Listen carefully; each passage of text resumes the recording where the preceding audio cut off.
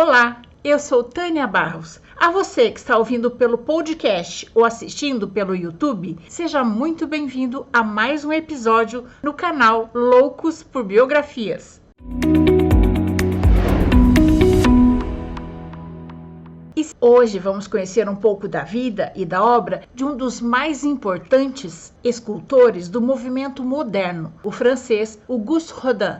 Rodin influenciou artistas em todo o mundo com sua abordagem inovadora. Ele frequentemente se inspirava na mitologia e na literatura para dar forma à matéria. Auguste Rodin abriu caminho para gerações de escultores modernos. Enquanto a escultura acadêmica da época focava em uma figura idealizada, perfeita, Rodin buscou captar a emoção e a essência da vida humana.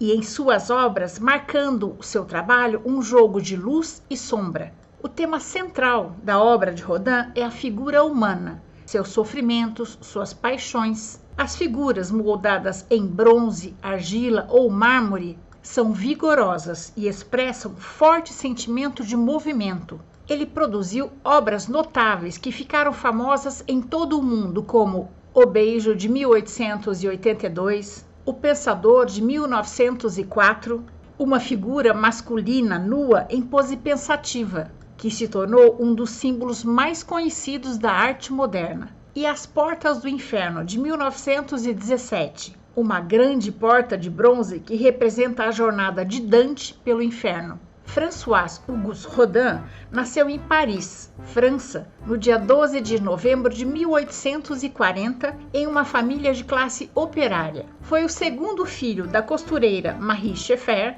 e Jean-Baptiste Rodin, um funcionário do Departamento de Polícia de Paris. Começou a desenhar aos 10 anos. Aos 14, tentou ingressar na Escola de Belas Artes de Paris, mas foi rejeitado. Então, estudou na Petite École, onde aprendeu a desenhar e a modelar, sob a orientação de Horace Lecoq e de Louis-Perry Gustave Faure. Rodin possuía uma capacidade única em modelar uma superfície complexa, turbulenta, profunda, em bolsa, em argila, mármore ou bronze. Terminou seus estudos na Petite École em 1857. Após deixar a escola, foi novamente rejeitado pela Escola de Artes de Paris e passou a ganhar a vida por muito tempo como artesão na produção de objetos decorativos. Estudou também por conta própria a anatomia humana. Mais ou menos nessa época, teve aulas com o grande escultor de animais Antoine-Louis Barye. A atenção do professor aos detalhes e à musculatura dos animais em movimento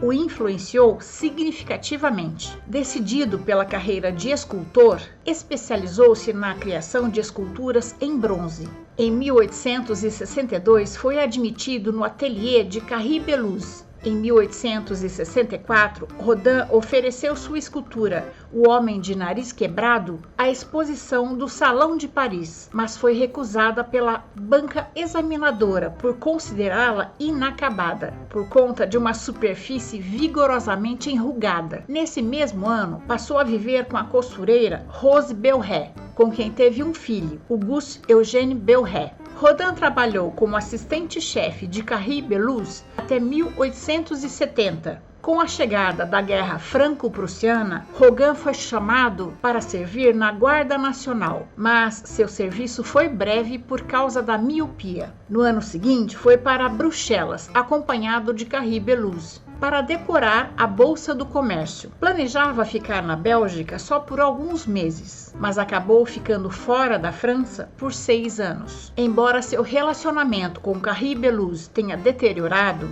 Rodin encontrou outro emprego em Bruxelas e logo sua companheira Rose pôde se juntar a ele. Tendo guardado dinheiro suficiente para viajar, Rodin visitou a Itália por 2 meses, em 1875. Ficou encantado com as obras de Donatello, o mais importante escultor florentino do século XV, e Miguel Ângelo, conhecido por realizar pinturas e esculturas belíssimas como a Pietà. Sua primeira escultura exposta publicamente foi em 1876, A Idade do Bronze. A figura masculina, perfeita em tamanho natural, impressionou os críticos, mas provocou grande escândalo, em função dos contornos classificados como escandalosos para a época. 2 anos mais tarde, Rodin alcançou reconhecimento com a sua obra São João Batista Pregando. A fama lhe rendeu a encomenda de inúmeros trabalhos, entre eles A Porta do Inferno, uma porta em bronze para o Museu de Arte Decorativa de Paris. A Porta do Inferno foi baseada na